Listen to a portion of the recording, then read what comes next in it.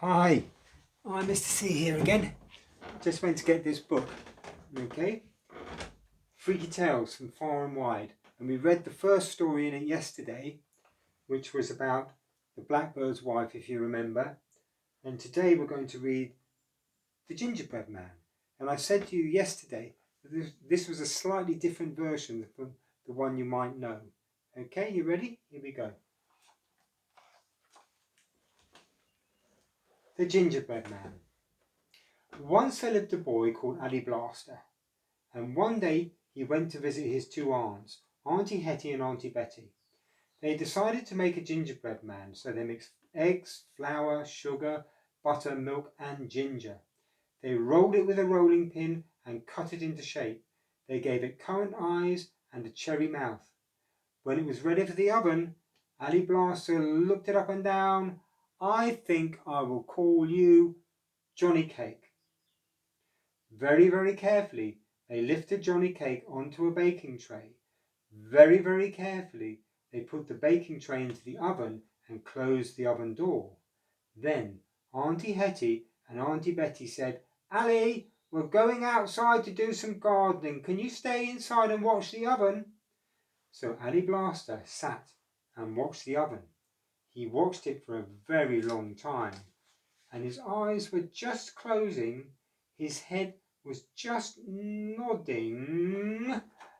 He was just about to fall asleep when a strange thing happened. Bang! Suddenly, the oven door burst open, and out jumped Johnny Cake. He was steaming golden brown, and he smelled delicious. He gave a little bow and said, I can run faster than you. And then he turned on his heel, and he was away across the kitchen floor. Ali Blaster leapt to his feet.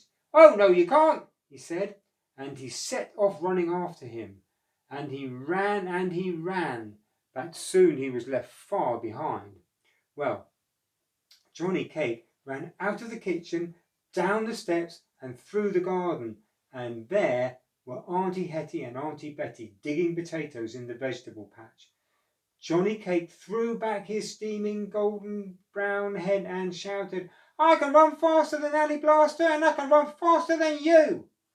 And Auntie Betty and Auntie Hetty said, oh, no, you can't. And they dropped their forks, and they lifted up their skirts, and they set off after Johnny Cake.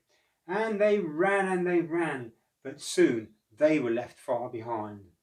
Well, Johnny Cake ran through the garden gate and along the street, and there were two men digging a ditch.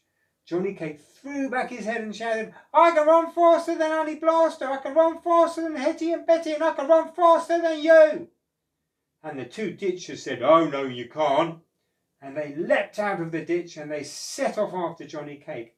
And they ran, but soon they were left far behind.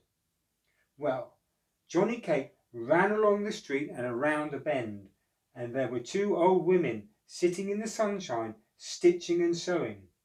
Johnny Cake threw back his head and shouted, I can run faster than Ali Blaster, I can run faster than Hetty and Betty, I can run faster than ditches, and I can run faster than you. And the two stitchers said, oh, no, you can't.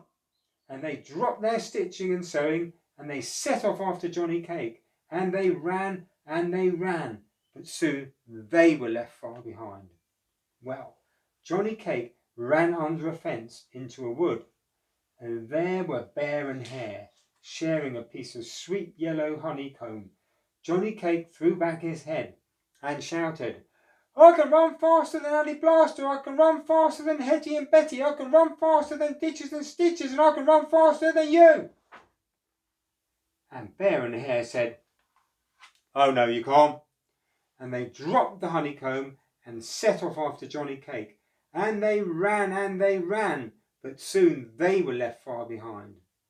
Well, Johnny Cake ran out of the wood and along the hedge, and there was Mr. Fox sitting preening his whiskers.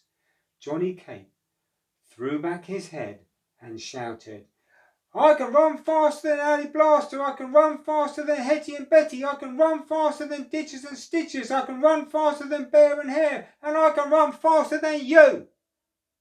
And Mr. Fox pricked up one ear and said, I'm sorry, I'm just a little bit deaf.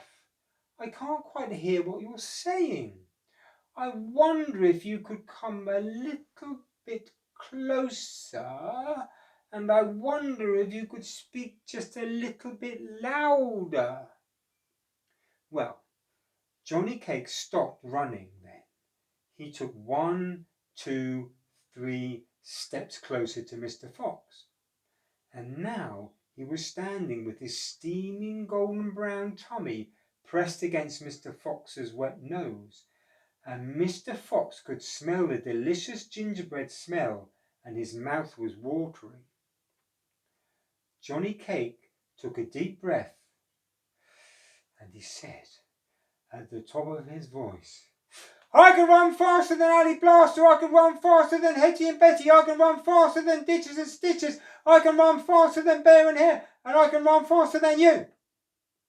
And you know, those were the last words that he ever spoke.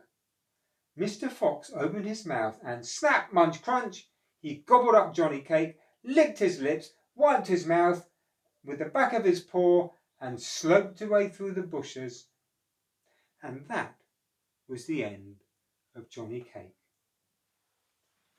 And that was the end of the story. Love it. That'll teach him. Anyway, next story is going to be The Mightiest Mouse That Ever Nibbled Fat. And that's a really interesting story. So look, it's goodbye from Freaky Tales from Far and Wide, and it's goodbye from me, Mr. C. Take care. Bye-bye.